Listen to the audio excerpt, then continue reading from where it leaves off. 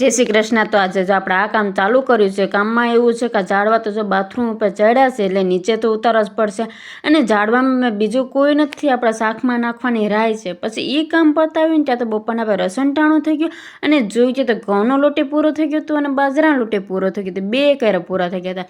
પછી તો આજે આપણે 2 દાણા તૈયાર કરવાના હતા, એટલે જો પહેલાં તો આપણે ઘઉંનું દાણું ભરવાનું ચાલુ કરીએ, અને આપણે જો 15-15 કિલોના મોટા ડબરા છે એમાં જ આપણે અનાજ ભરી રાખીએ એટલે કોઈ દિવસ બગડતું નથી.